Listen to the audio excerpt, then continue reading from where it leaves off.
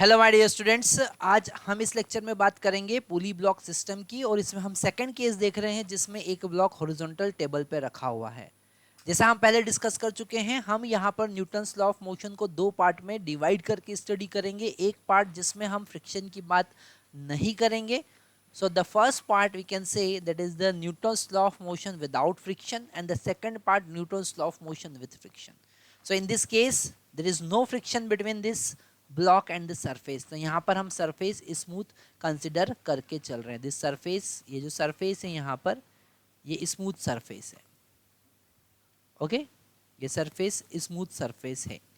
यहाँ पर कोई फ्रिक्शन हम कंसिडर करके नहीं चल रहे हैं। अब हम यहाँ पर जब कभी पुली ब्लॉक सिस्टम की बात करेंगे तो पूरे न्यूटन्स लॉ ऑफ मोशन में एक ही कॉन्सेप्ट हमारी हेल्प करने वाला है, वो है एफ बी डी। ओके, अगर आप एफ बी डी प्लॉट करते अच्छे से समझ गए, उसके कॉन्सेप्ट को अगर अच्छे से समझ गए, तो हम न्यूटन्स लॉ ऑफ मोशन के 90% क्वेश्चन बहुत इजीली कर सकते हैं। तो यहाँ पर अगर हम M1 का एफ बनाते हैं, ओके, अगर हम M1 का एफ बनाते हैं, ये हमारा M1 है। ओके, हम यहाँ पर लिख देते हैं F B D of M1।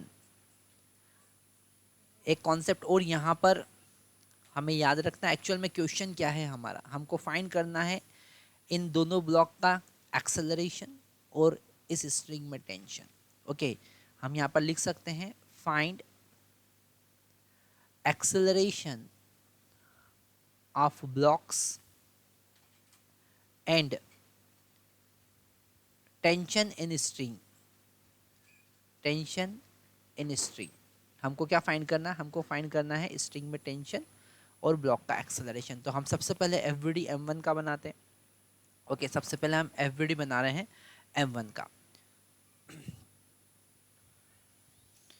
तो ये हमने यहाँ पर M1 लिखा और इस पे दो फोर्स लग रहे हैं। एक लग रहा है उसका weight, that is M1G vertically downward, और एक ऊपर लग रहा है टेंशन T। टेंशन T कहाँ लग रहा है हम देख लेते हैं। टेंशन T कहाँ लग रहा है? टेंशन T यहाँ पे लग रहा है वर्टिकली अपवर्ड। और M1G कहाँ लग रहा है? वर्टिकली डाउनवर्ड नीचे लग रहा है। ओके, तो हमने यहाँ पर देखा कि इस M1 पर M1G वर्टिकली डाउनवर्ड लग रहा है और टेंशन T वर्टिकली अपवर्ड लग रहा है। अगर हम आपसे एक क्वेश्चन पूछे कि ये ब्लॉक किस डायरेक्शन में मूव करेगा, तो आपका आंसर होना चाहिए vertically downward with acceleration A। Okay, तो अगर ये वर्टिकली डाउनवर्ड मूव कर रहा है, तो फिर से हम एक और क्वेश्चन आपसे पूछते हैं कि इन दोनों फोर्स में से कौन सा फोर्स बड़ा होगा? कौन सा फोर्स बड़ा होगा? Definitely this M1G will be greater than this T। So you will write this M1G minus T is equal to M1A. Net force, what is the net force? Downward minus upward, that is equal to mass into acceleration. It is our equation number 1. ये हमारी equation number 1 है। अब हमारे पास second concept आता है FBD M2 का। FBD of M2, M2 का FBD हम ड्रॉ करते हैं। तो यहाँ पर हमारे पास में M2 है और M2 पर हॉरिजॉन्टल डायरेक्शन में टेंशन T लग रहा है। कहाँ लग रहा है? जरा चेक कर लेते हैं कहाँ लग रहा है। यहाँ पे लग रहा है भैया, this is tension T। Okay, अब एक क्वेश्चन आपके माइंड में फिर से आ सकता है कि सर दोनों पॉइंट पर टेंशन इक्वल क्यों होगा? तो ये पॉइंट हम पहले ही डिस्कस कर चुके हैं। अगर स्ट्रिंग इनएक्सटेंसिबल है और मास लेस है, तो यहाँ पर दोनों जगह टेंशन क्या होगा? इक्वल होगा। हर पॉइंट पर टेंशन क्या होता है? इक्वल होता है। तो यहाँ पर इसलिए हमने टेंशन T कंसिडर किया है। अब हॉरिजॉन्टल डायरेक्शन में और कौन सा फोर्स इस पे लग रहा है? कोई फोर्स नहीं लग रहा है क्योंकि स्मूथ सरफेस है। अगर रफ सरफेस होती तो हम बैकवर्ड डायरेक्शन में फ्रिक्शन फोर्स लगा देते हैं, पर यहाँ पर हॉरिजॉन्टल डायरेक्शन में केवल टेंशन लग रहा है। आप कहेंगे कि सर यहाँ पर इसका वेट भी लगेगा। तो इसका जो वेट है उसको हम अलग कलर से समझ लेते हैं, क्योंकि वो इस प्रॉब्लम को सॉल्व करने में हमारी कोई हेल्प नहीं करेगा। तो यहाँ पर ये M2G that is the weight vertically downward और इसका नॉर्मल रिएक्शन वर्टिकली अपवर्ड। अब ये वर्टिकल डायरेक्शन में तो मूव कर नहीं रहा है, तो हम लिख सकते हैं normal reaction equal to m2g। Okay, और हॉरिजॉन्टल डायरेक्शन में ये a एक्सेलरेशन से आगे बढ़ रहा है, a एक्सेलरेशन से आगे बढ़ रहा है, और हॉरिजॉन्टल डायरेक्शन का नेट फोर्स कितना है, केवल टेंशन T, और कोई फोर्स उस पर नहीं लग रहा है, तो हम लिखेंगे T is equal to m2a। This is our equation number 2। अब इन दोनों इक्वेशन को हम सॉल्व करेंगे। यहाँ पर हमारे पास में दो वेरिएबल है, एक्सेलरेशन और टेंशन। हमारे पास जितने वेरिएबल होते हैं हमको उतने इक्वेशन का रिक्वायरमेंट होता है। हमारे पास में दो वेरिएबल है, टेंशन और एक्सेलरेशन, तो दो इक्वेशन सफिशिएंट है। हम इन दोनों इक्वेशन को सॉल्व करेंगे from equation 1 and 2। We will solve these two equations simultaneously. These are the linear equation of two variable. So this m1g minus t equal to m1a, the same as it is this t, the second equation m2a। Okay, यहाँ पर एक question हमारे mind में और आ सकता है कि sir आपने इन दोनों ब्लॉक का एक्सेलरेशन इक्वल क्यों लिया।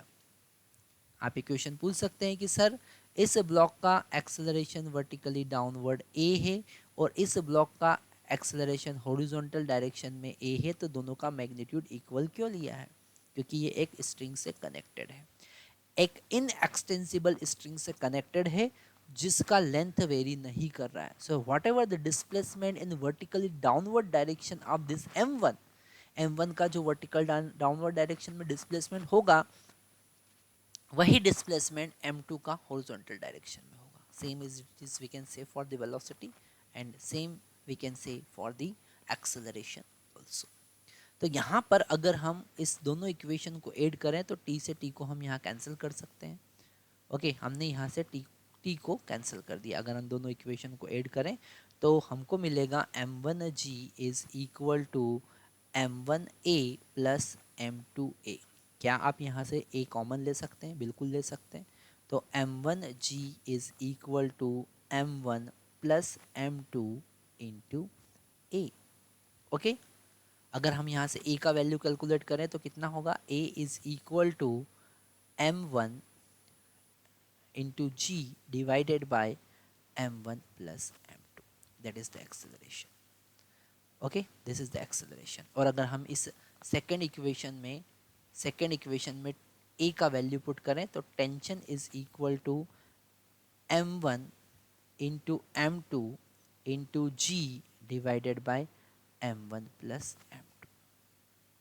ओके, अगर हम यहाँ कंडीशन फाइंड करें, जैसे हमने लास्ट जो केस देखा था उसमें अगर m1 is greater than m2, so this m1 will move vertically downward. जैसे हम यहाँ पर एक पुली बनाए, एक इधर m1 एक इधर m2, इधर m1 लगाया इधर m2 लगाया, तो अगर m1 ज़्यादा होगा m2 से तो m1 डाउनवर्ड मूव करेगा, m2 अपवर्ड मूव करेगा।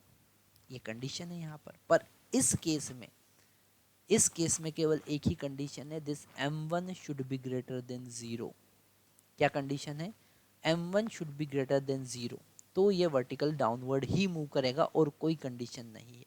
What ever the value of this m2, अगर वो 1 kg 2 kg 3 kg 4 kg 1000 kg, it will not depend on mass m2।